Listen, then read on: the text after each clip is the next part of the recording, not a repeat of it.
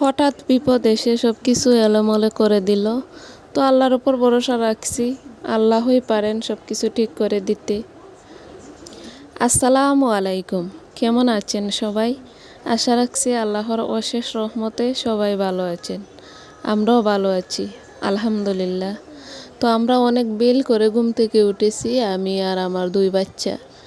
তো আদিবার আব্বু অফিসে আছেন, উনি খুব সকালে গিয়েছেন ফজরের নামাজ পড়ে। তারপর আমাদেরকে কেক, বিস্কিট, তারপর দুধ, ছোটো দুধ দুইটা দিয়ে গিয়েছেন। তো আমরা আর জানি না, আমরা ঘুম থেকে উঠে ওইগুলা পেয়েছি। তো উনি চার দোকানে যা পেয়েছেন তাই ঘরে রেখে গেছেন, ঘুম থেকে উঠে দেখলাম। তো পরোটাগুলো আমি বানিয়ে নিতেছি, 4টা পরোটা বানাবো, 2টা আমি খাবো আর একটা আমার মেয়ে খাবে কি না তাও জানি না, ও অল্পই খায়। আর একটা ওই যে পাশের বাসার বাবির মেয়েকে দিব।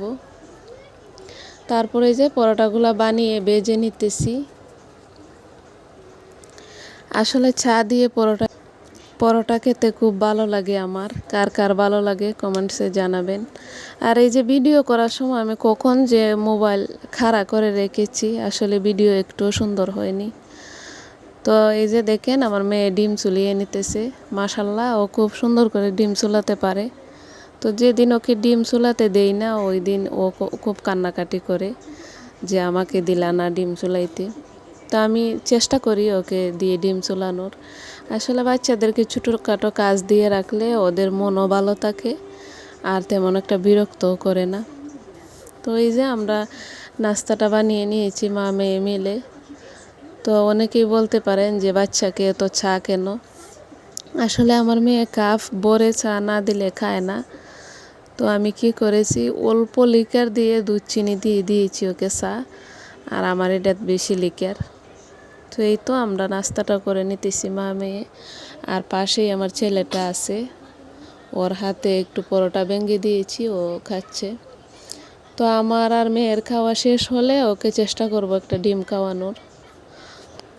তো আমরা কোনো রকম নাস্তাটা শেষ করেছি, হঠাৎ দেখলাম কান্না করতে করতে আমার ছোটো ভাই চলে আসছে মাদ্রাসা থেকে। অনেক জ্বর ছিল ওর গায়ে। তো আমি সারা শরীর ভিজা কাপড় দিয়ে মুছে দিয়েছি। তারপর আদিবার আব্বু অফিস থেকে এসে তো ওকে শরবত দিলাম একটু, আর এই যে ভাত দিয়েছি। ফ্রিজে ছিল তরকারি 2 রকমের, আর বেগুন ভাজা আর মাছ ভাজা করে নিয়েছি।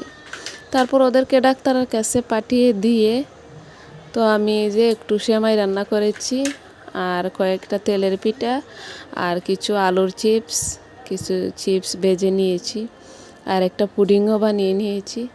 তো ওইগুলা করেছি আমার এক নানুর জন্য, উনি বিকালে আসবেন আমার বাসায় বেড়াতে। তারপর ওরা সন্ধ্যার একটু আগে চলেও আসছে যে ডাক্তার দেখিয়ে। তো ডাক্তার দেখাতে গিয়ে আদিবার আব্বু আবার বাজারও নিয়ে আসছেন, তো ওষুধও নিয়ে আসছেন। আসলে অফিস থেকে এসে 1 সেকেন্ডও উনি বসেননি, আমার ছোটো ভাইকে নিয়ে ডাক্তারের কাছে গিয়েছেন। তারপর অনেকগুলা বাজার করেছেন। তো বাসায় এসে আবার বাচ্চাদেরকেও রাখতেছেন। তো নানুরা এসেছিলেনও, তো সবাইকে তো আর ভিডিও করা যায় না। তো ওদেরকে নাস্তা দিয়েছি, আর এই যে সব বাজার গুছিয়ে নেব, আর মাছ মাংসগুলা কেটে ধুয়ে, মাছ তো কাটাই আছে, শুধু ধুয়ে ফ্রিজে রাখবো। আর মুরগি আস্ত একটা রেখে দেব, আর একটা কেটে রান্না করব। তো নানুরা, আমি চেয়েছিলাম যে নানুদেরকে রাত্রে খাওয়িয়ে দেওয়ার জন্য, তো নানু কোনোভাবেই থাকবেন না। তো আমি তো অলরেডি রান্নাও শুরু করে দিয়েছি ওদের বুঝে। তো তারপর আর কি করার, ওনারা তো থাকবেন না, নাস্তা করেই চলে গেছেন।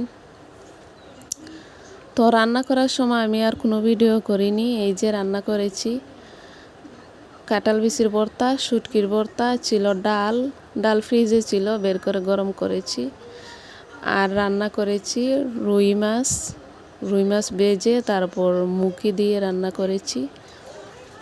আর তারপর ছিল মুরগির তরকারি। তো মুরগির তরকারিটা একদম সাদা, তো আমি আবার মরিচ দিইনি তরকারিতে, নানু মরিচ খান না আর আমার মেয়েও মরিচ খায় না। তো যাই হোক, তরকারিটা রান্না করেছি মরিচ ছাড়া, তো নানুরা তো আর খেলেন না। আসলে নানুকে অনেক করে বলেছি যে রাত্রে খেয়ে যাও, ওনারা খাননি। আর ছিল পোলাও আর সালাদ। তো পরের দিন সকালবেলা ঘুম থেকে উঠে আমি রুটি বানিয়ে নিতেছি, কারণ আজকে আমার ভাইয়ের পরীক্ষা আছে।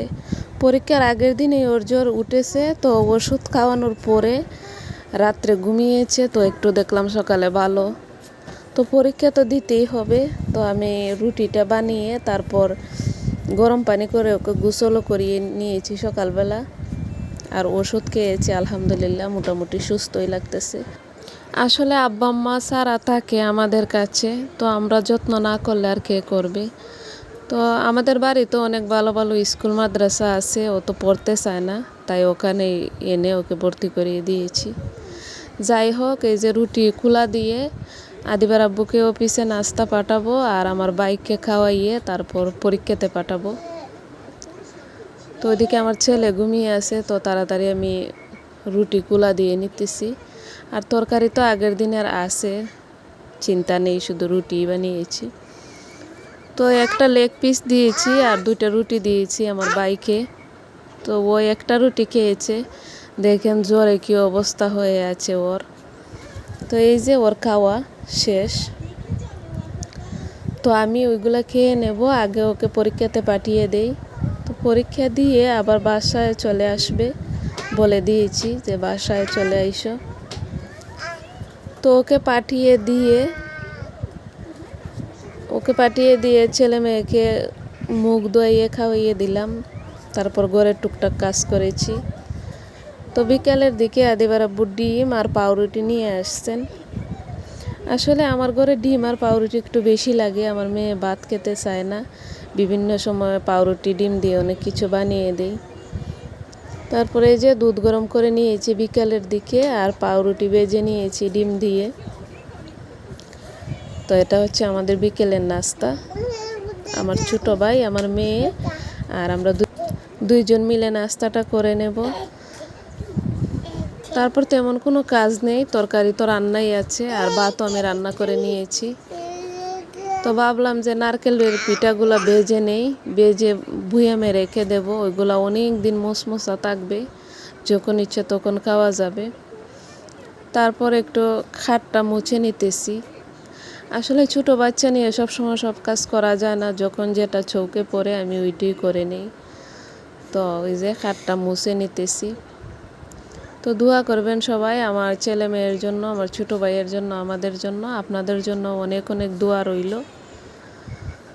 তো খাটটা আমি মুছে তারপর টুকটাক ঘরটা গুছিয়ে নেব, রান্না বান্নার পেরা তো আর নেই। তো খাটে অনেক ধুলা জমে যায়, মুছি মাঝে মধ্যে, সবসময় মুছতেও পারি না। তারপর এই যে ব্যাংকের মধ্যে আমার সঞ্চয়, যা পারি 5 টাকা 10 টাকা রাখি, বিপদে কাজে লাগে। আসলে এমনিতেই অনেক টাকা খরচ হয়, তো 10 টাকা 5 টাকা যা পারা যায় রাখলে তো মন্দ হয় না, টুকটাক রাখলে তো ভালো। তো আমি যা পারি সবসময় এমনই করি, আমার মেয়ে হওয়ার পর থেকে রাখি ওইভাবে।